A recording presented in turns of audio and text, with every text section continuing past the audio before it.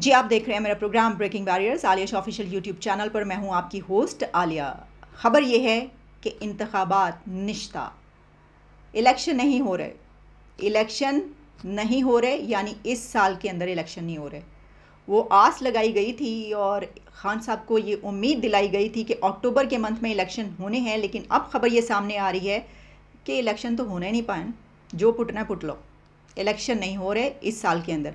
क्या ही अच्छा होता, इमरान खान पहले ही टेबल टॉक पर आ जाते, बात कर लेते। यही होता है जब एक ऐसा टाइम कि डायलॉग हो सकता हो वो हाथ से निकल जाए, तो फिर यही होता है। अब देखिए, इमरान खान ने अभी जो अपना एक आखिरी स्पीच की थी उसके अंदर उन्होंने कहा कि वो इंटरनेट वगैरह कट ऑफ हो गया, तो उन्होंने कहा कि मैं कमेटी बना रहा हूँ डायलॉग के लिए, क्योंकि उस वक्त ये लगा कि बस किसी भी वक्त, उन्होंने कहा भी अपनी स्पीच में कि किसी भी टाइम मुझे अरेस्ट करने के लिए आ सकते हैं और मैं तो तैयार हूँ बिल्कुल, कि जब भी आएँ ठीक है, ले जाएँ पकड़ के, और मैं जाने के लिए तैयार हूँ, मैं तो तैयार बैठा हूँ। और साथ ही उन्होंने ये भी कहा कि मैं कमेटी बना देता हूँ डायलॉग के लिए।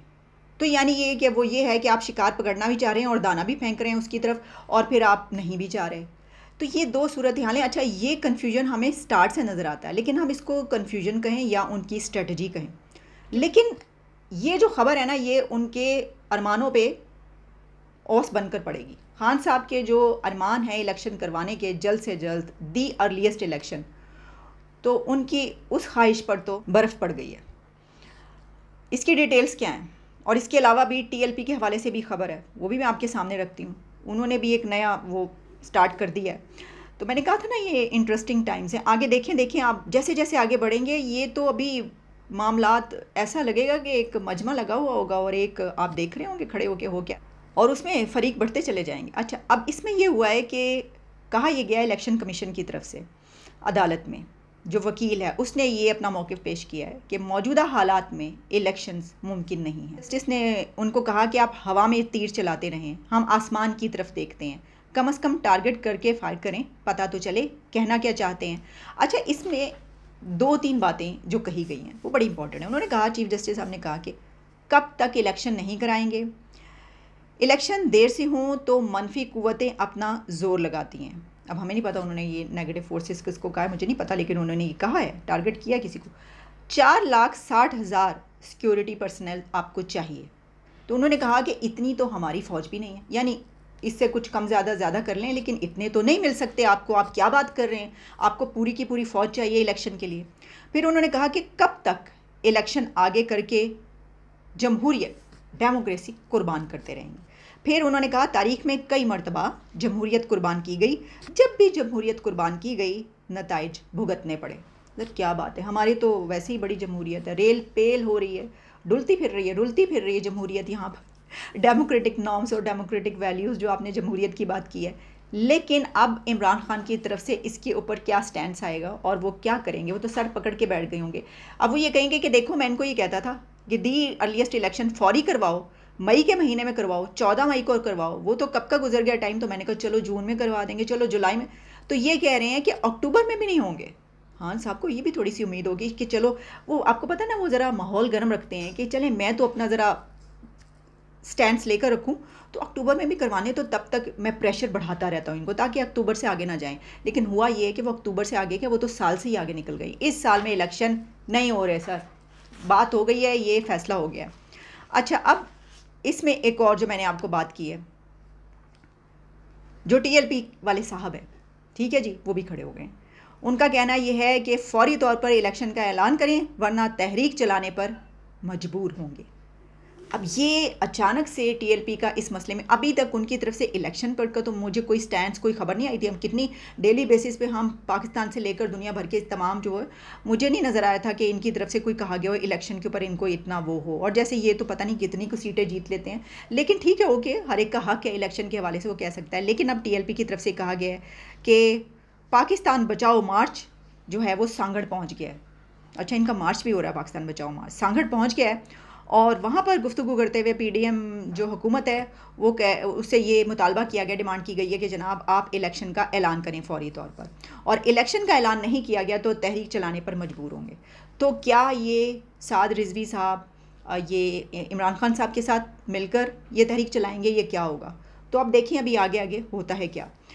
इसी के साथ एक और ख़बर आई कि हम ये जो कह रहे हैं कि इमरान खान को तो ये बहुत ही ज़्यादा बात उनके साथ होगा क्या, तो वहीं पर जब वो एक और ख़बर साथ पढ़ेंगे और उनको ये बताया जाएगा कि मालियाती बहरान के बावजूद अरकान असम्बली को 20 अरब रुपए जारी किए गए हैं। ठीक है जी, इसकी रिपोर्ट जो है वो कुछ इस तरीके से है कि मसल्ह अफवाज के लिए इजाफी फ़ंड्स में 4 अरब रुपए और कौमी हिफाजती टीकों के लिए 10 अरब 75 करोड़ रुपए की मंजूरी दी है। खैर कौमी हिफाजती टीके जो हैं वो तो उसके लिए तो वो कोई सवाल नहीं उठता, वो तो देना ही होते हैं, या जो भी उसका सिलसिला होता है वो तो एक ऐसा कॉज है।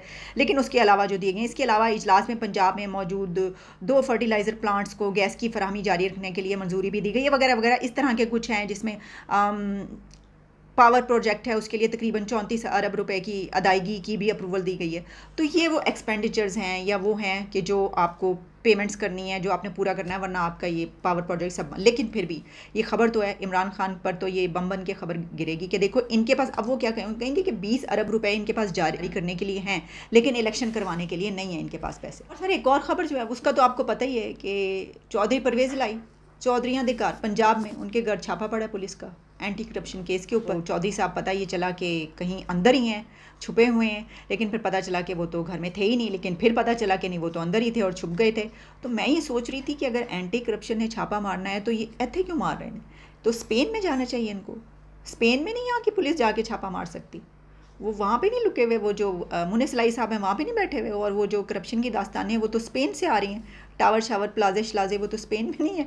तो वहाँ पे हमारी पुलिस बेचारी क्या जा सकती है और क्या कर सकती है, हैं जी। तो स्पेन जाके उन्होंने क्या पैसे वापस लेने वगैरह वगैरह। तो बहरहाल इमरान खान साहब ने इसकी बड़ी मजम्मत की। अच्छा ये मेरा ख्याल है कि इमरान खान ने इसलिए भी कंडेम किया है, मेरा पता क्या ख्याल था, मेरा एक ख्याल गलत साबित हुआ है वैसे। मैं ये सोच रही थी कि इमरान खान को छोड़ने वालों में चौधरी परवेज़ इलाही पहले नंबर पर होंगे, लेकिन ऐसा नहीं हुआ। चौधरी परवेज़ इलाही डट के खड़े होंगे, डट के खड़ा है कप्तान।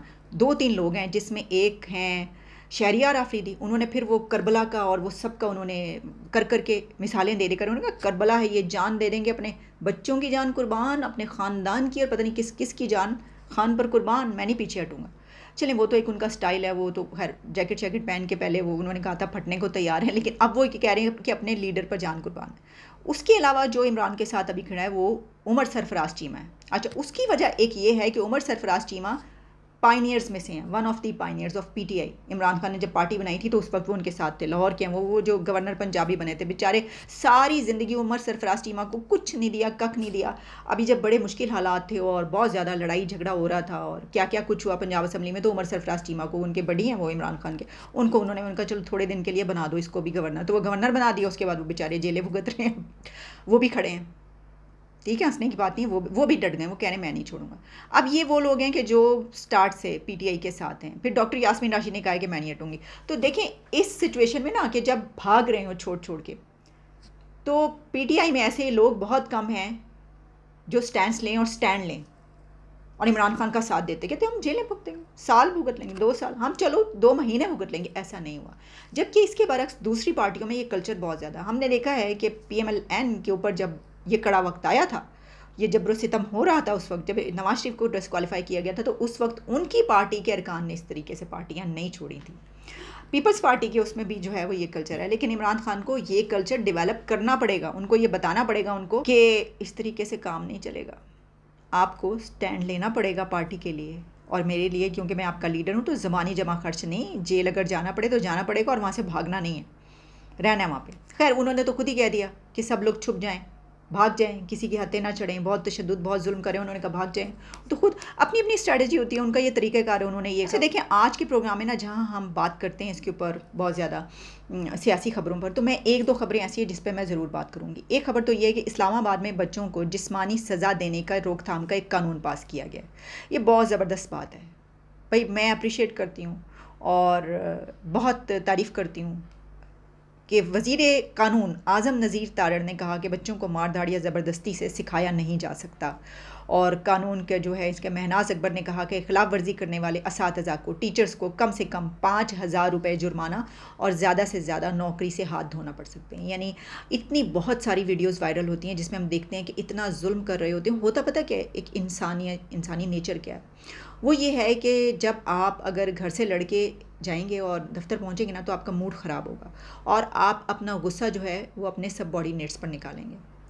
अब जो टीचर्स हैं उनकी ज़िम्मेदारी कुछ ज़्यादा बढ़ जाती है ना, क्योंकि वो ये मुस्तकबिल के जो मेहमान हैं उनके साथ वो डील करो। फिर सबसे बड़ी बात ये कि पूरी दुनिया में जो जुल्म सबसे ज़्यादा होता है वो कहा जाता है कि बच्चों पर होता है, उनके ऊपर कवानीन बनाना बहुत ज़रूरी होता है। यहाँ पर इतनी वीडियोज़ ऐसी वायरल होती हैं जिसमें टीचर्स अपना गुस्सा बच्चों पर इस तरह निकाल, जिस तरह एक जानवर करता है ना, उस तरीके से उनको मारते हुए ये वाली तस्वीरें आई और वीडियोस वायरल हुई। तो इस पे अब ये कानून बनाने के लिए, इसीलिए मैंने कहा कि बहुत ही आला, बहुत ज़बरदस्त कानून बनाया, इसकी बड़ी ज़रूरत थी। तो बहुत अच्छा काम किया हुकूमत ने ये। और समाजी कारकुन शहजाद रॉय, क्योंकि वो इसके लिए काम करते हैं, और उन्होंने कहा कि जिस्मानी सज़ाओं के ख़ात्मे के कानून की मुहिम चलाने का आगाज़ उन्होंने जियो न्यूज़ से किया था, और फिर इसमें तो ये एक अच्छा काम। एक और काम जिसके ऊपर मैं बात करना चाहती हूँ, बल्कि मैं इसको क्रिटिसाइज़ करना चाहती हूँ, और वो ये है कि मैंने एक इश्तिहार देखा। मेरा ख्याल है एक टिकटॉक, मुनज़्ज़ा नाम है शायद उनका, वो एक स्मॉल टॉक इस तरह की बनाती हैं वीडियोस, वो आती रहती है। अच्छा, मैंने देखा उन्होंने कहा कि मैंने देखा ये क्या कह रही है ना, तो एक आधी हम देख भी लेते हैं, ऐसे बेशुमार ऐसी हैं कि वो वैसे ही देखे बगैर ही डिलीट होती हैं, इतना टाइम कहाँ होता है उसमें। एक फिर जब जो उन्होंने कहा उस पर जब इश्तिहार दिखाया, यानी एविडेंस मिल गई मुझे कि ये सच बात है, क्योंकि बहुत सारी बातें फेक भी होती हैं। उसमें एक इश्तिहार छाया हुआ है, एडवर्टीज़मेंट है वो, मेरा ख्याल है सिंध में या कहीं उस जगह पे किसी इलाके में, सिंध के किसी इलाके में जो है वो छाया हुआ है, जिसमें सैनिटरी वर्कर्स चाहिए उनको। तो जॉब वैकेंसी है वो, लेकिन उस जॉब वैकेंसी में जो डिटेल्स एडवर्टीज़मेंट में पब्लिश हुई हैं उसमें ये लिखा हुआ है, मेरा ख्याल है 3 से 4 लोग उनको चाहिए इसके लिए, और उसमें साथ ये लिखा है कि इस जॉब के लिए गैर मुस्लिम होना चाहिए, नॉन मुस्लिम होना चाहिए। तीनों के आगे लिखा हुआ है क्या उसकी कैपेबिलिटीज़ होनी चाहिए, क्या रिक्वायरमेंट्स हैं, क्या कंडीशंस हैं, और उसी के साथ लिखा हुआ है कि एक कंडीशन ये है कि वो नॉन मुस्लिम हो।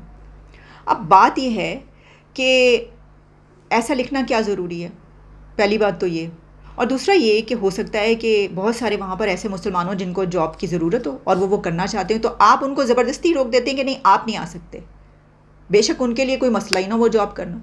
अच्छा, फिर इसमें कहा जा सकता है कि ये तो हम जॉब अपॉर्चुनिटी दे रहे हैं, दूसरों को रोक के हम अगर अक़लियतों के लिए कर रहे हैं तो ये तो भाई तुफ़ है, यानी कि जो दी लोएस्ट स्केल की जॉब है उस पर आप अपॉर्चुनिटी दे रहे हैं, अगर आप आगे से ये कहेंगे। अच्छा, फिर इसमें एक और बात है, वो ये है अगर आपको कोई नई अवेलेबिलिटी होती, फ़र्ज़ करें उनको गुस्सा आता है, वो कहते हैं नहीं हमने करनी वाली जॉब, ठीक है, तो आप क्या करेंगे?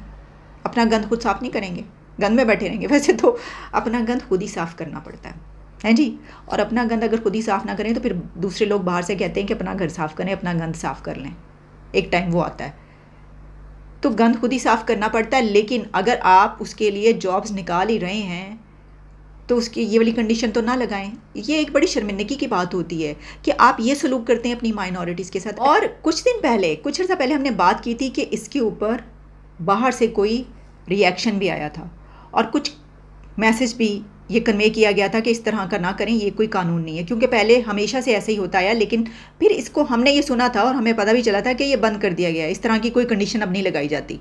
लेकिन शायद वो पंजाब की हद तक कोई या कहाँ तो, लेकिन ये जो मैंने आपको इश्तिहार बताया है ये मैंने देखा है तो आपको बताया, ठीक है, और मैंने आपको बता दिया कि कहाँ पर मैंने देखा। तो इसको नज़र डालने की ज़रूरत है, हमें अपनी माइनॉरिटीज़ को अपलिफ्ट करने की ज़रूरत है, चाहे वो कोई भी माइनॉरिटी हो। और क्योंकि सिंध से आया है, वहाँ पे हिंदुओं की एक बड़ी तादाद है, तो उनको भी अपलिफ्ट करने की ज़रूरत है। इसमें कोई ज़रूरत नहीं है आप कंडीशन, आप किसी दुनिया के किसी कंट्री में चले जाएं, वहाँ पर जो ऐसी कोई जॉब होती है, क्या वहाँ पर ये कंडीशन लगाई जाती है? अगर वो ये कहें कि ये जो दी लोएस्ट जॉब है जिस पे ये सब करना पड़ेगा, गंद उठाना पड़ेगा हमारा, और वो ये कहें कि ये यहाँ पर रहने वाले हमारे लोग नहीं उठाएंगे, बल्कि जो माइनॉरिटीज़ हैं जिसमें मुस्लिम्स भी हैं और दूसरी माइनॉरिटीज़ हैं वो आ सकती हैं, वो उठाएं, तो आपको कैसा महसूस होगा? अगर आप ये एहसास कर लें तो फिर आइंदा कभी हम ऐसा काम दोबारा ना करें। तो जनाब, आज मैंने कहा ज़रा सियासत के साथ साथ थोड़ा सा एक ऐसी खबरों पे भी बात होनी चाहिए जो बड़ी ही इंपॉर्टेंट होती हैं सोसाइटी के लिए हमारी। इजाज़त दें, आपसे दोबारा बात होती है और दोबारा मुलाकात होती है कुछ और खबरों के साथ। पार्टी को छोड़ने की बातें करते हैं, इमरान खान और पीटीआई को छोड़ने का तसव्वुर भी नहीं किया जा सकता। तमाम मुश्किलात के बावजूद डट कर खड़े हैं इंशाल्लाह और आखिर तक खड़े रहें। जो छोड़ के जा रहे हैं बस कम जहां पाक, वो हमारी पार्टी में जो पहला आंसर था वो निकल